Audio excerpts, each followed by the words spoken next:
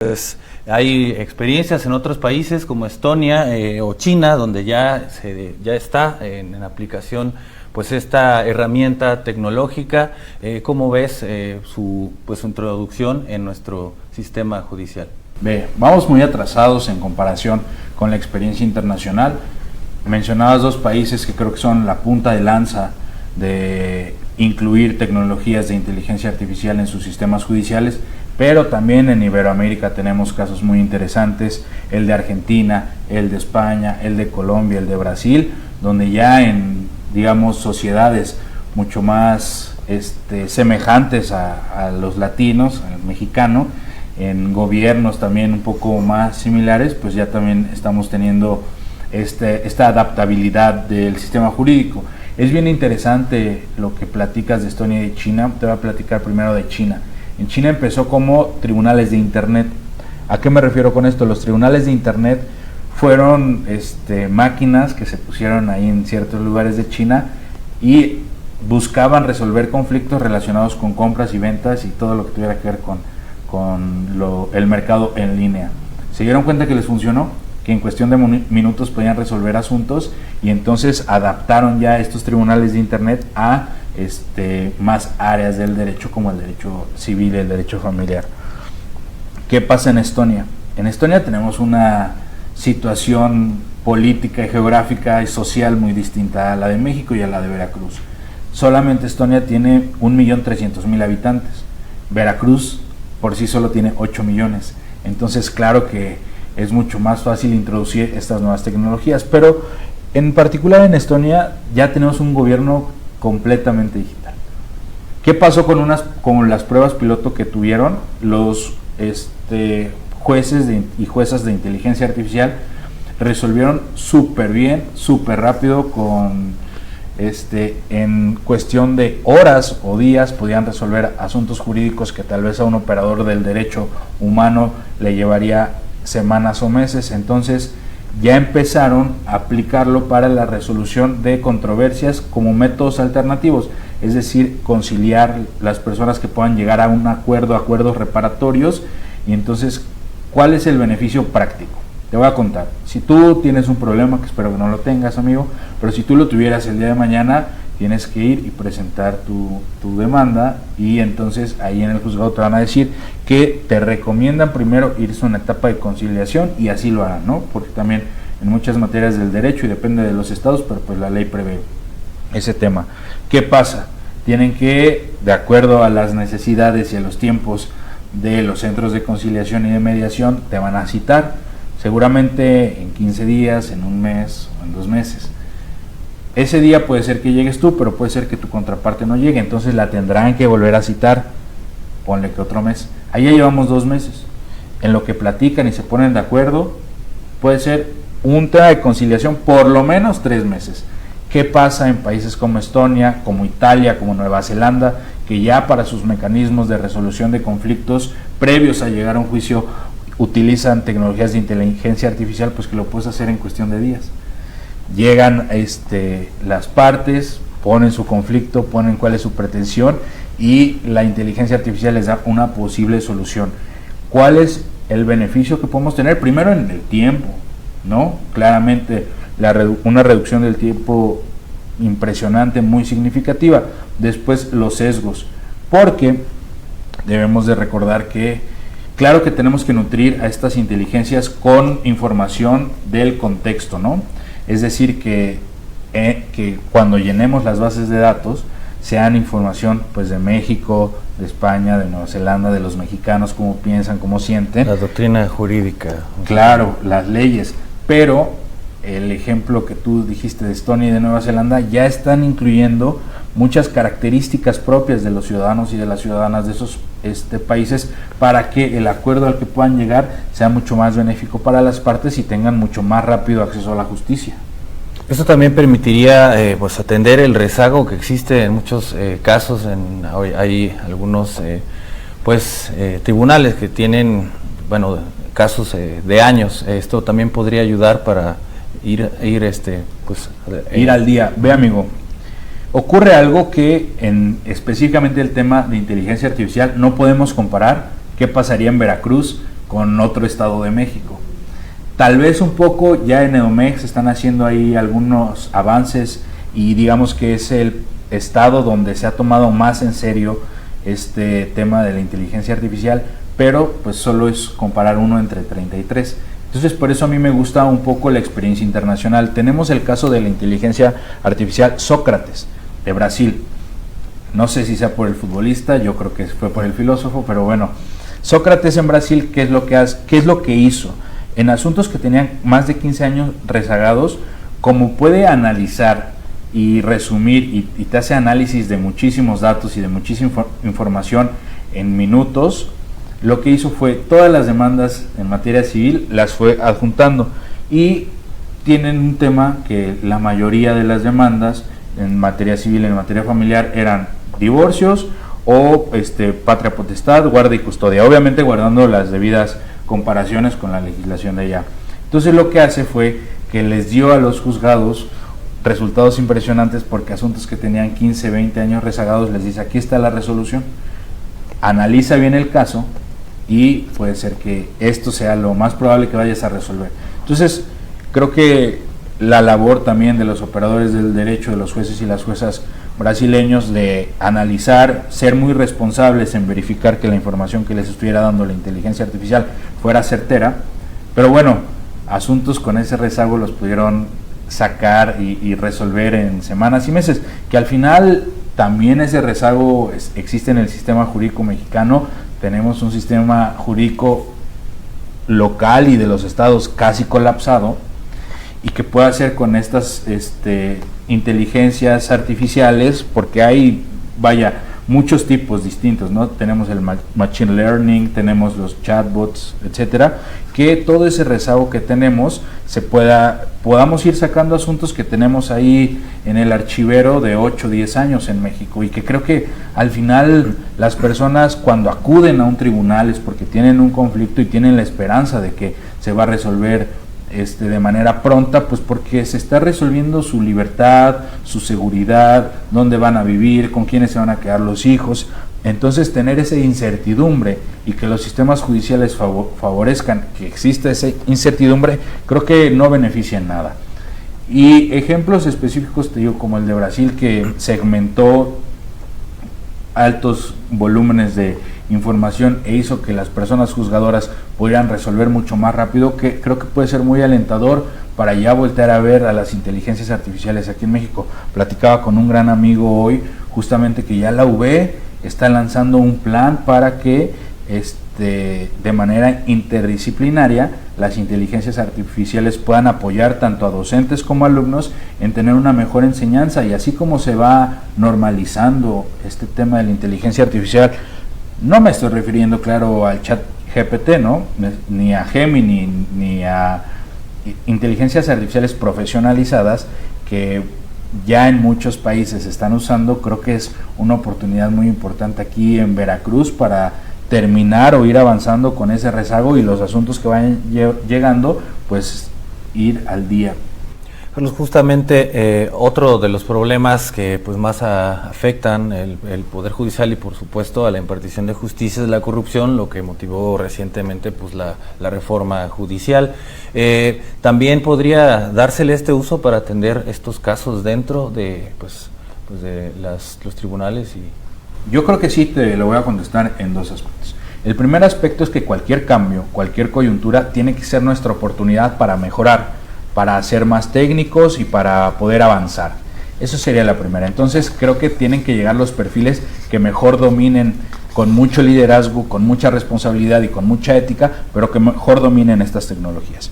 Por otro lado, está comprobado también respecto de la experiencia internacional, y esto un estudio muy importante que realiza la organización México Evalúa, donde a partir de una metodología RAM de la UNESCO analiza una serie de datos de deficiencias, y con análisis comparado con otros países dice que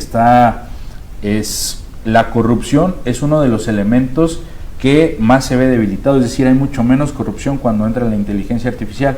¿Por qué? Porque en el desahogo de pruebas, porque en las audiencias ya el interventor y el factor factor humano que podría ser corrompido, pues no existe, y estás ante una máquina que va a actuar de la manera más neutral en la que sea alimentada. Pero también hay que ser sinceros, hay algunos riesgos, pero esos riesgos yo creo que se pueden superar de manera muy buena, con muy buenos resultados, con ética profesional y con un análisis realmente de los datos. Pero sí, la corrupción es uno de los temas que donde se beneficia mucho más el uso de inteligencias artificiales, porque claramente tenemos sistemas jurídicos menos corruptos, con menos tiempo, mucho más ágiles cuando analizamos cómo ha impactado la inteligencia artificial. Y oye, hay una situación con esta tecnología donde no solo, bueno, en otros ámbitos profesionales, pues existe el temor de que termine por reemplazar estos puestos o estas responsabilidades humanas, y pues desplazando pues toda estas posiciones. ¿Existe también ese riesgo? Amigo, tu pregunta me encanta y es muy interesante. Voy a empezar con una frase. Los abogados no vamos a ser reemplazados por la inteligencia artificial. Los abogados y las abogadas que no saben usar la inteligencia artificial vamos a ser reemplazados por abogados y operadores del derecho que sí sepan. ¿Y a qué voy con esto? La labor jurídica de interpretación, de análisis, este tema de que juzgar es una actividad humana completamente, creo que no la podemos dejar de lado, y la inteligencia artificial, por lo menos en México en este momento, no puede hacer el papel de un juez o de una jueza, de un magistrado o de una magistrada. ¿Qué sí va a pasar?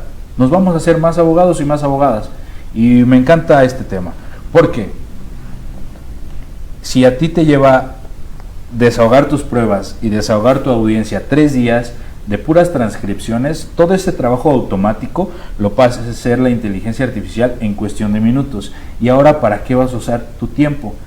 Para capacitarte más, para ser mejor abogado, para poder entrar un poco más al análisis de fondo, a la litis, a poder entender si existiera o no una vulneración a derechos fundamentales respecto de alguna legislación que se está aplicando. Entonces, todo este tiempo que antes los abogados utilizaban en esos países en tareas manuales, en tareas automáticas, en trasladarse de un lugar a otro para la audiencia, estos tiempos se ven reducidos a minutos con la introducción de estas tecnologías. ¿Y qué pasa?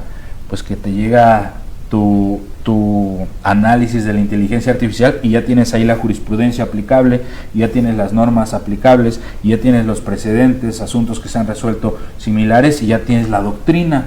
Entonces, imagínate que yo pongo este ejemplo. Si quisieras cocinar algo, tradicionalmente ahorita, pues tendrías que ir al súper y comprar unas cosas, y a la tortillería e ir por las tortillas, y a la tiendita de la esquina y comprar el aceite.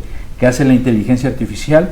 Te da aquí te pone sobre la mesa todos tus productos, todos tus insumos, todo lo que necesitas, te da esta receta, te da esta receta y te da esta receta, y ya tú, como operador del derecho, en este caso como cocinero o cocinera, tienes las herramientas para poder hacer que al final este resultado, que es, y hay que verlo con la seguridad y con la seriedad y la responsabilidad y la ética, de que estás lidiando con un asunto donde está la libertad, donde está la propiedad, donde está una casa, donde están los hijos de las personas en disputa, pues pueda tener un mejor resultado y tengas mucho más tiempo para analizar los hechos del caso. Y siempre pongo este ejemplo: la inteligencia artificial nunca es el final, o sea, nunca termina tu proceso con el resultado de la inteligencia artificial, siempre es un inicio para no empezar con la página en blanco. Para esto me gusta dar el ejemplo de los diseñadores. Si tú le pides el trabajo a un diseñador, no vas a esperar que lo último que te entregue sea lo que le dio la inteligencia artificial, sino que que use la inteligencia artificial, que se dé una idea y que a partir de él le meta ahí su toque, su técnica, su estilo, su profesionalización. Entonces nunca es un final, siempre es un principio para poder empezar y no empezar con la hoja en blanco. Pero el uso o no de la inteligencia artificial ya no está sobre la mesa. El debate ya se ha transformado, y es cómo usar inteligencias artificiales que sean lícitas, que sean éticas, que sean robustas, que obviamente escapa de usar ChatGPT, de usar Gemini, va más allá. Es decir, tener sistemas judiciales que tengan sus propias inteligencias artificiales y que sean alimentados pues con datos de nosotros. Porque si ahorita tú le preguntas al ChatGPT, te va a dar una respuesta de 100 mexicanos dijeron. Y ni siquiera de 100 mexicanos dijeron, de 100 personas hispanohablantes dijeron. Y la gran responsabilidad es que estas herramientas, cuando van a ser aplicadas al sistema jurídico, tengan datos específicos de la población en donde van a ser aplicadas, porque no podemos pensar que es diferente una persona de España, una persona de Argentina, una persona de México. Tenemos, claro, inquietudes, formas de ver la vida distintas, y de esa manera yo creo que aplicando la idiosincrasia, los valores y la forma de ver el mundo de la sociedad veracruzana o mexicana en las inteligencias artificiales, creo que puede tener muy buenos resultados y que sea benéfico para la población, que al final esto es lo que nos interesa a los operadores del derecho, que las personas a las que va a llegar nuestra sentencia tengan sentencias más técnicas, tengan sentencias que se enfoquen específicamente en lo que pasó, en los hechos, y tengan resoluciones más justas. Bueno, justamente mencionabas la Universidad Veracruzana. ¿Quién podría desarrollar esto, o qué implicaría pues en materia de costos o de desarrollo para el sistema judicial, pues la implantación de una guía? Podemos ver en México que cuando se ha intentado utilizar la inteligencia artificial han sido casos individuales, han sido por personas que se interesan, y entonces estos esfuerzos individuales pueden llegar a buen puerto, pero es mucho más difícil. Yo creo que, respondiendo a tu pregunta, lo idóneo es que sea un trabajo de todas las instituciones, de todos los poderes gubernamentales, tanto el legislativo, el ejecutivo y el judicial, que creen una guía, porque ¿qué pasa y qué es lo que nos dice Nueva Zelanda o Canadá con sus guías de buenas prácticas, con sus reglamentos? Es que lo mejor para implementarlas es que exista una guía. Por ejemplo, Argentina tiene un plan nacional de inteligencia artificial, entonces ya ahí tienen las bases y los parámetros de cómo usarse. Yo creo que eso sería el primer paso. Claro que tiene un costo, yo quiero decir y yo quiero pensar que es una inversión, porque claro que el sistema jurídico se ve beneficiado, y si ahora vas a tener a 10 personas haciendo tareas manuales, por ejemplo del archivo, esas personas te pueden ayudar en tareas más jurisdiccionales, porque vas a automatizar todos estos procedimientos. Entonces creo que es un trabajo que compete a todos los niveles de gobierno, pero también a nosotros como operadores del derecho y a la sociedad, ir e intentar alzar la voz para que seamos escuchados y que nos volteen a ver a los que pensamos que esta es una alternativa para beneficiar a la sociedad veracruzana y que puedan acceder mejor a la justicia. Con todo, Carlos, pues en nuestro país tenemos un trauma político que pues contra el fraude, ¿no? Que pues puede animar pues un rechazo para la adopción cuando de esta se cayó el sistema. Exactamente, ¿no? Y precisamente por eso en el sistema electoral con mucha timidez han ido acercando lo de la urna electrónica, pero pues existe este temor. ¿Cuál es tu opinión al respecto? Amigo, esta pregunta es muy recurrente en los foros, y yo les digo: trabajaste un mes y ese día te pagaron. Ese momento, ¿cuál es lo más importante para ti? O lo que más quieres cuidar. Pues es tu dinero, ¿no? Lo que te cayó de un mes. ¿Y dónde está el dinero? Pues en tu celular, en tu aplicación que ya usa inteligencia artificial de tu banco.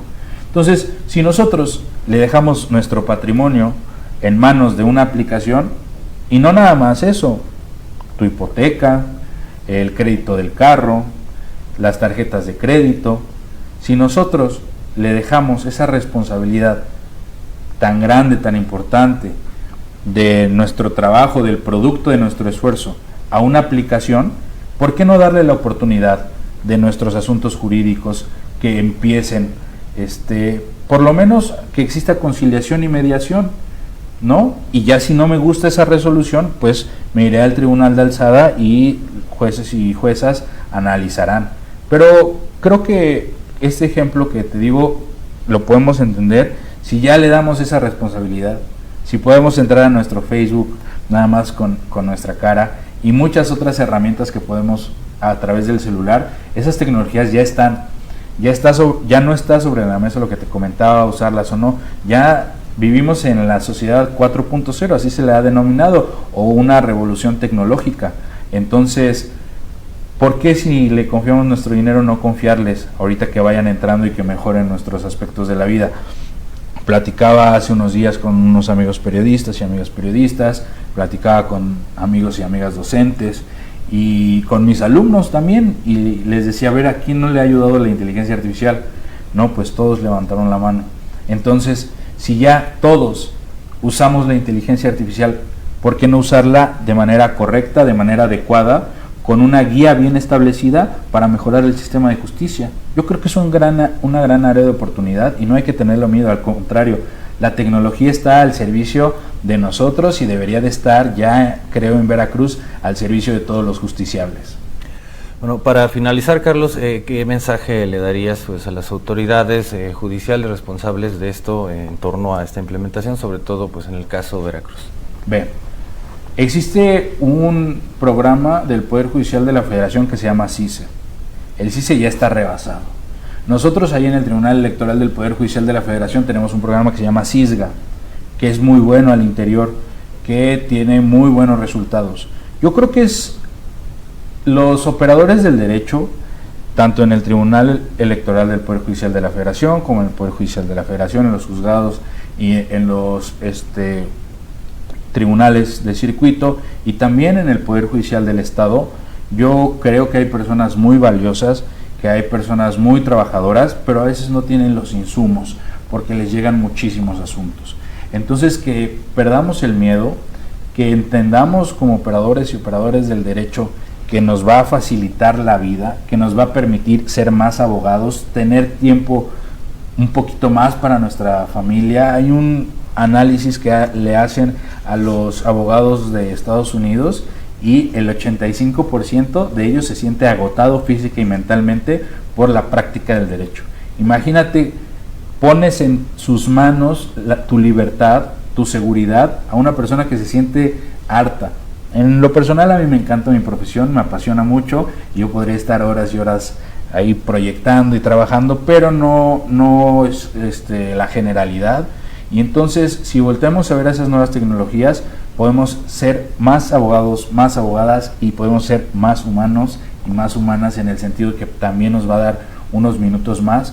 Yo creo que el mensaje está claro, hay que voltear a ver hacia estas tecnologías. Yo creo que la experiencia internacional y la curva de aprendizaje que han tenido nos da claridad. En México ya se han usado o se han intentado pruebas piloto como Julia, como Justicia, como Sor Juana, de la magistrada Ríos Farjat, y bueno, ahí están, hay que voltearlas a ver, hay que empezar. Primero hay que hacer un diagnóstico, guías de buenas prácticas. Si ya tenemos a la Universidad Veracruzana, que está muy pendiente de ese tema, también tiene una maestría en inteligencia artificial, pues colaborar, que la academia, las asociaciones civiles, los tribunales, intentemos mejorar la justicia. Y ahorita con los cambios que vienen, yo creo que es una oportunidad muy interesante para que lleguen perfiles con liderazgo, con mucho conocimiento y con ganas de que el sistema jurídico mejore para el bien de todos los veracruzanos y las veracruzanas.